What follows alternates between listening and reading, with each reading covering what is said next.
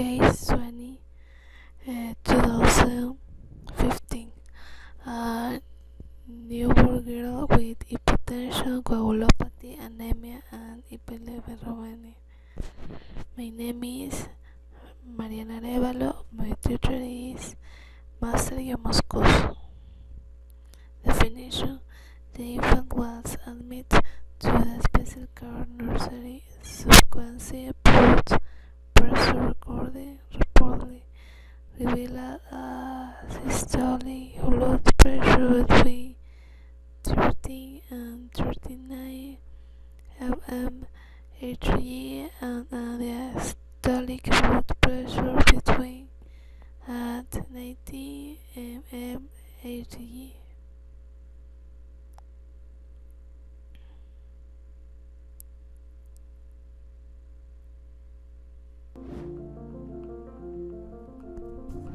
If your child seems to be tired, irritable, and a picky eater, anemia could be the culprit. I have found lots of kids actually have anemia and you would never know it.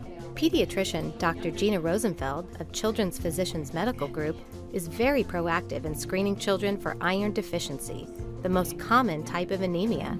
Iron deficiency anemia is a decrease in the number of red blood cells in the blood due to a lack of iron. There's a simple test you can do in the office to check for anemia, and that's called a hemoglobin, and it's just a little finger poke, and then we have a machine and we can tell right away. Owen, great news! His hemoglobin went up. The American Academy of Pediatrics recommends screening for anemia between 9 to 12 months, 2 and 5 years, with more frequent screenings for children who are more at risk. I actually test much more frequently, so I do the 9-month, the 2-year, and then I actually check every year thereafter. If the hemoglobin isn't too low, then we do dietary changes and we add the vitamin with iron. If it's super low, then you have to actually just add a pure iron supplement. Dr. Rosenfeld recommends beefing up on iron-rich foods. Good sources of iron include eggs, red meat, apricots, kale and other greens, oatmeal, prunes, spinach, and raisins. An important thing to remember when serving your child iron-rich foods is to avoid giving them too much dairy at the same time. Some kids drink way too much dairy or eat way too much dairy, and the calcium in dairy actually binds iron and doesn't let your body absorb the iron.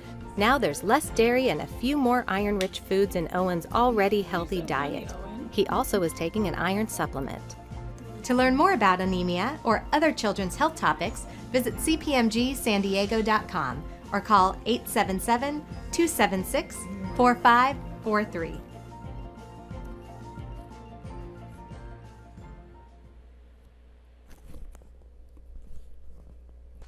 Application in nursing. The standard dose of vitamin K was administered shortly afterward. The infant was admitted to the special care nursery.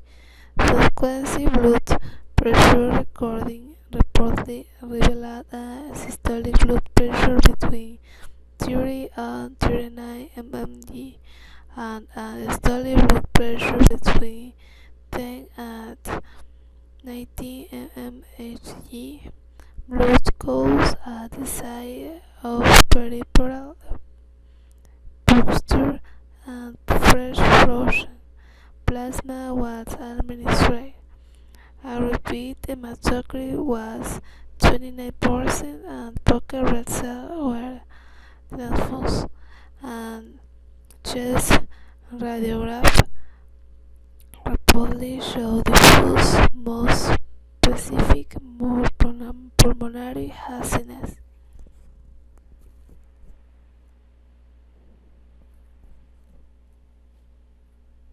For second-time mom Katie Green, the birth of her daughter was an uncomplicated and easy delivery.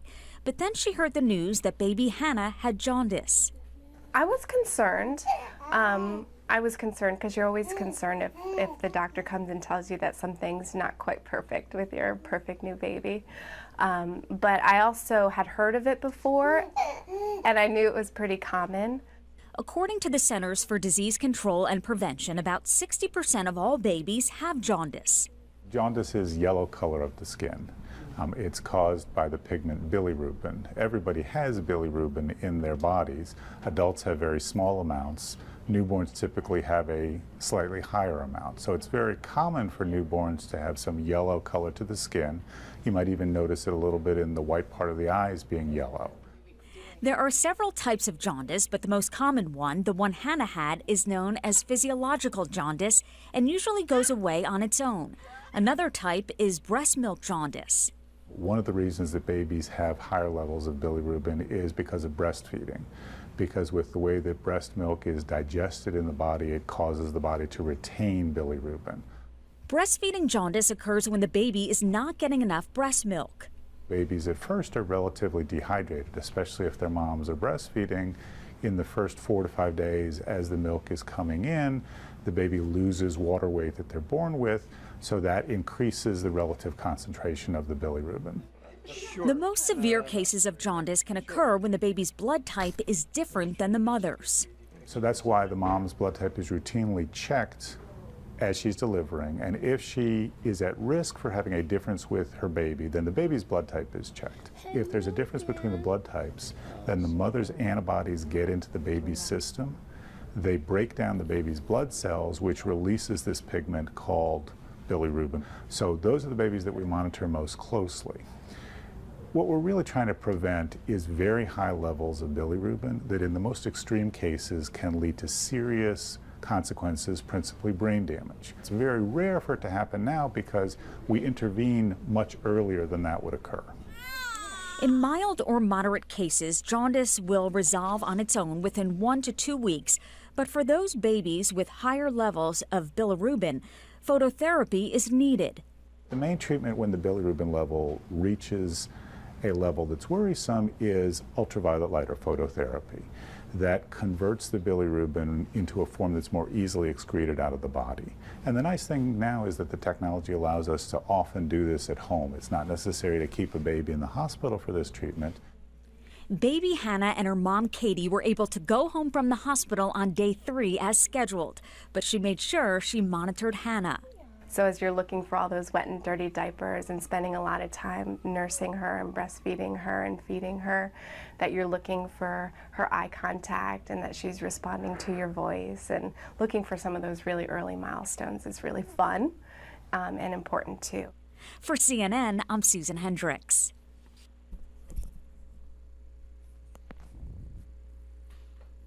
Pros and cons.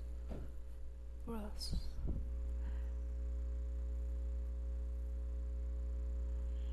MRI T2, T1 weighted and might be useful in the detection of iron deposit in the liver, glands, pancreas, and thyroid. The presence of iron deposit in biopsy specimen of organs has come be standard for establish the diagnosis. Since coagulopathy makes biopsy very difficult, to perform liver biopsy of minor salivary gland, it provides an excellent alternative as took place in this case. Cause: fetal maternal hemorrhage is common. An estimated 40% of cases of neonatal sepsis are negative culture.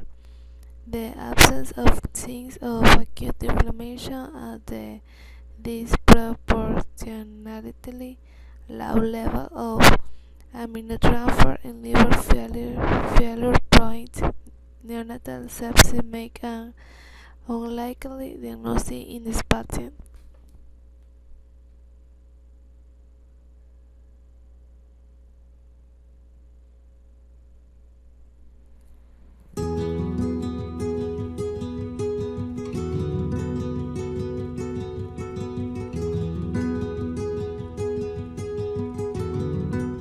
Is your baby getting enough iron? He needs it to protect against anemia, a condition that reduces the body's ability to carry oxygen. If your baby has anemia, you may not know it because most babies have no symptoms at all. In severe cases, he may have pale or gray skin and seem irritable, weak, and tired. Rarely, you may notice shortness of breath or swollen hands and feet. The American Academy of Pediatrics recommends a simple blood test to check for anemia between 9 and 12 months of age. However, your baby may be at risk of anemia if he falls into one of these 3 categories.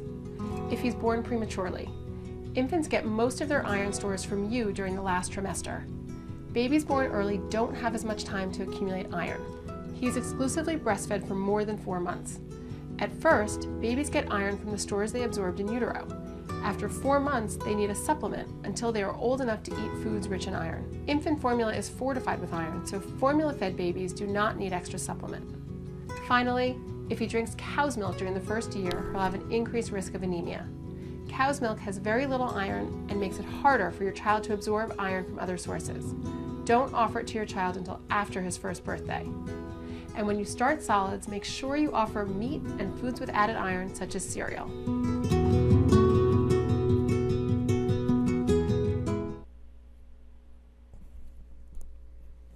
Also in Ecuador, the mother of the patient had a history of genital herpes and had been treated with valacyclovir during pregnancy.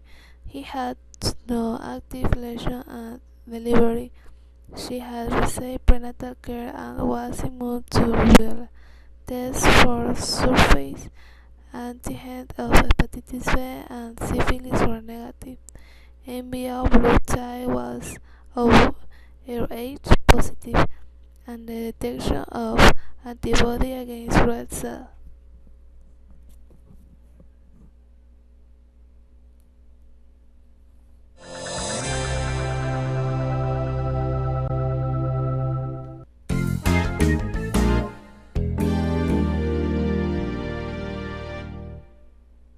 As a baby's body adapts to getting its oxygen from breathing air as opposed to through the bloodstream from the placenta, the baby's body breaks down red blood cells and must get that waste blood product out of its system.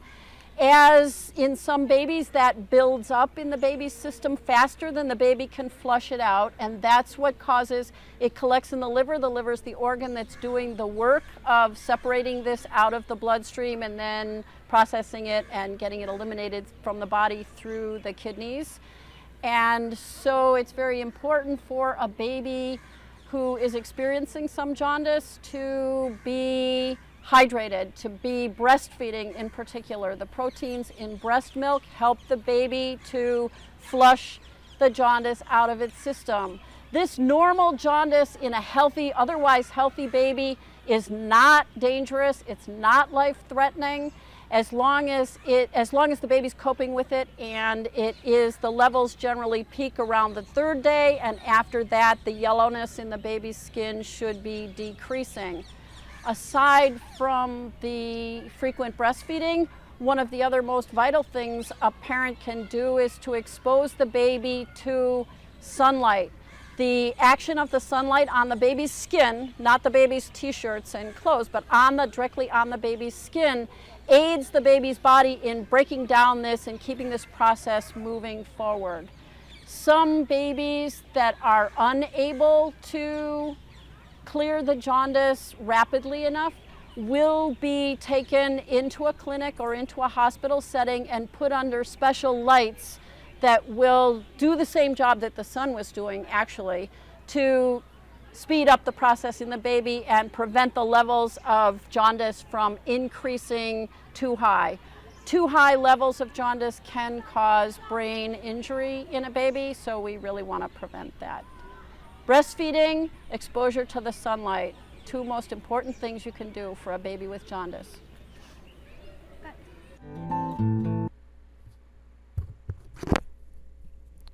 Conclusion. Neonatal hemochromatosis is the most common cause of neonatal liver failure and the leading indication for liver transplantation in infants, also known as gestational autoimmune liver disease.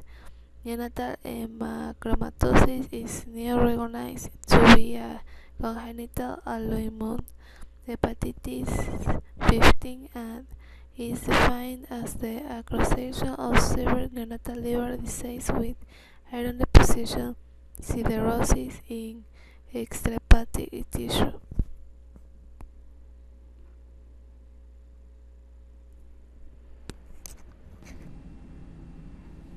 This 4-week-old boy has been brought up by his mother. She's been worried because he's appeared to be a bit jaundiced. He's got yellow in the whites of his eyes and around his eyes as well. And what we're going to do is simply rule out the possibilities of other rarer causes of jaundice other than the normal breast milk jaundice, and check a level of the bilirubin, that's the substance that makes the jaundice in the first place, to make sure it doesn't warrant any treatment. Jaundice is a very common symptom in young babies. It occurs quite frequently in relation to breastfeeding and is a normal feature in this period. It's something that we always look into quite carefully, however, because very rarely it can be associated with other disorders such as liver problems or with problems such as with different forms of anemia.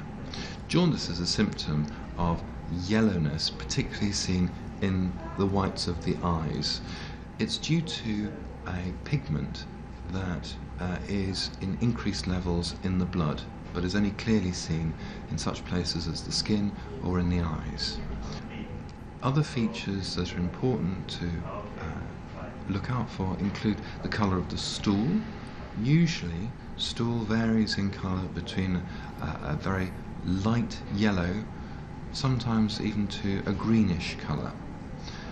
Stools that are completely chalky white in colour are abnormal and, albeit rare, are indicating that there's a problem with discharging the pigment, the colour that causes the jaundice, into the bowel, which is where it usually is excreted. It's very common in children in infancy when they're breastfed. It can, however, also be caused by other conditions. Although these are quite rare, it's serious enough for children who have jaundice to have a simple blood test and a thorough examination. Once the other conditions are excluded by simple blood tests, then the parent should carry on breastfeeding. So the important thing to do is to be reassured that the jaundice is quite normal and that it will go away with time, providing other causes have been eliminated.